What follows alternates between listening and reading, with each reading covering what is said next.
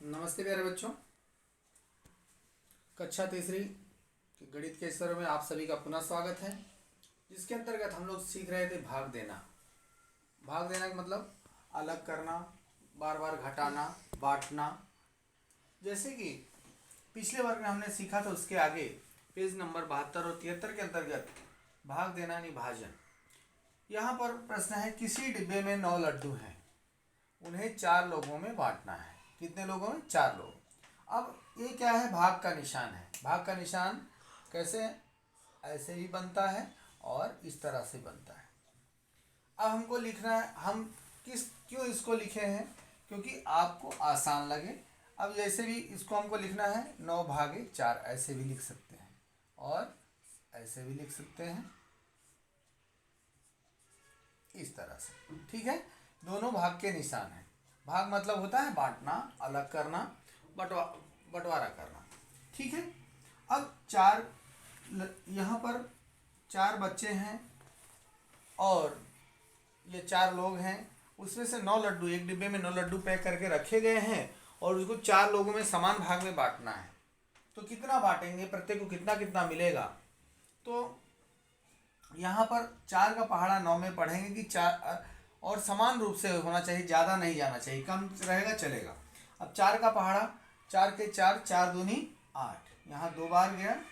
अब यहाँ पर 8 लिख दिया। अब इसमें से घटा दिया, 9 में से 8 गया, जैसे कि आप जानते हैं 1। तो प्रत्येक को कितने लड्डू मिले? 2 लड्डू। और कुल लड्डू कितने थे? कुल लड्डू 9 थे और 8 कुल लड्डू बांटे गए। कुल कितने बांटे गए? 8। अब बच गए कितने? 1 बच गया उसमें से, क्योंकि 1 बच गया और समान रूप से बांटना है, इसको तोड़ना नहीं है, अलग नहीं करना है, इसके लिए 1 बच गया है। बाकी सबको 2-2 लड्डू दे दिए। ठीक है ना। अब अगला प्रश्न देखते हैं उसी के आधार पर। अब इसको क्या कहते हैं उसके बारे में हम पढ़ेंगे। तो बांटने के कैसे बांटना है भाग के द्वारा, वो तो हमने आपको सिखाया। अब इसमें प्रत्येक जो उसका उत्तर होता है उसको क्या कहते हैं? जिसमें गुणा किया जाता है, जो आता है जिसे घटाते हैं उसको क्या कहते हैं, और उत्तर को क्या कहते हैं। ठीक है। अब 12 फूल 4 बच्चों में समान बांटने गए। 12 फूल है और 4 बच्चे हैं जिसको समान रूप से बांटना है। प्रत्येक को बराबर बराबर आना चाहिए, किसी को कम नहीं, ज़्यादा नहीं। बच जाएगा तो चलेगा। ठीक है। 4 का पहाड़ा पढ़ेंगे, 12 से ज़्यादा ना जाए। 4 के 4, 4 दूनी 8, 4 तिहाई 12, 3 बार गया। प्रत्येक को फूल मिलेंगे, यानी हर एक को 3-3 फूल मिलेंगे। ठीक है ना। इस 12 को यहाँ से घटा दिया, 2 में से गया 2, 0, 1 में से 1 गया 0। ठीक है। अब इसको कहते क्या है? इस 3 क्या है? ये 3 है आपका भागफल। भाग करने पर जो उत्तर मिलता है उसे भागफल कहते हैं। ठीक है ना। अब जिसमें भाग दिया जाता है, नहीं, हमने 4 का भाग किसमें दिया?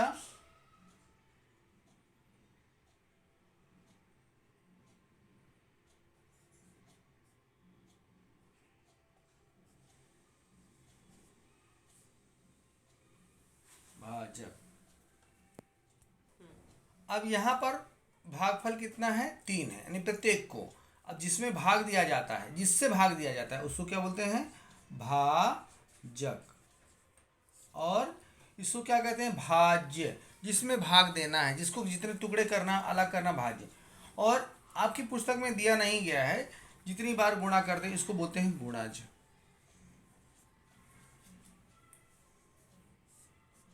यानी जो गुणा करने पर आता है ना। ये पुस्तक में आपको नहीं दिया गया है, लेकिन फिर भी मैं बता रहा हूँ। गुणज यानी 4 और 3 का गुणा करने पे 12 आया। किसमें भाग दिया? 4 से 12, 12 को 4 भाग करने हैं। ठीक है ना। अब इसको, अब यहाँ पर ये 0 है, 0 को क्या कहते हैं? शेषफल।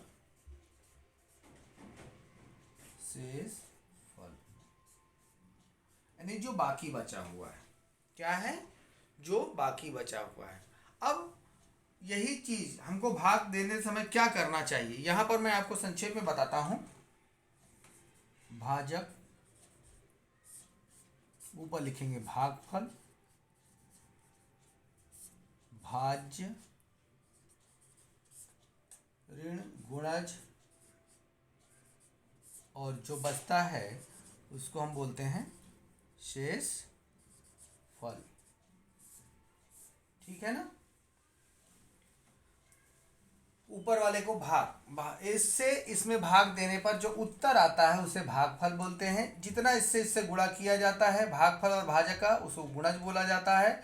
और शेष फल जो घटाने पर बचता है, यहाँ पर एक शेष फल है, इसमें यहाँ पर शून्य शेष फल है। ठीक है। अभी उसका सीधे हम यहाँ पर न लिखते हुए, यहाँ पर भागफल कितना है, प्रत्येक के 3 फूल मिले, है ना। 12 फूल को 4 बच्चों में बांटना है, प्रत्येक को 3 फूल, है ना। और कुल फूल कितने, 12। अब बांटे गए, कितने बांटे, 12 बांट दिए। अब बचे हुए फूल 0। समझ में आया कि नहीं, शेष कुछ भी नहीं बचा है। अब 10 रुपए में 5 लोगों को बांटने हैं। अब हम यहाँ पर कुछ लिखना नहीं है, मैं सीधे करके बता रहा हूँ सवाल आपको कैसे हल करना है, केवल इस रूप में हल करना है।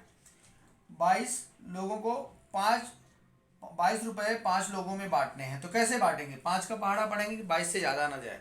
5 के 5, 5 दूनी 10, 5 3 15, 5 चौको 20, 5 पचे 25। 5वीं बार जब हम बोलते हैं तो 25 आता है, नहीं 22 से बड़ा हो रहा है, तो हम 4 बार ही लेंगे। 5 चौक 20, 5 गुणे 4, इसका मतलब क्या होता है, 5 गुणे 4 यानी 20 आया। और उस 20 को हमने क्या किया, भाजक को भाज से भाग दिया। अब इधर क्या आ गया, भागफल आ गया। और गुणज को घटा देंगे, 5 चौको 20, जितना गुणा करने पे आया उसको। अब यहाँ पर 2 में से 0 गया, 2 में से 2 गया 0। तो ये क्या, उसको हम क्या बोलते हैं,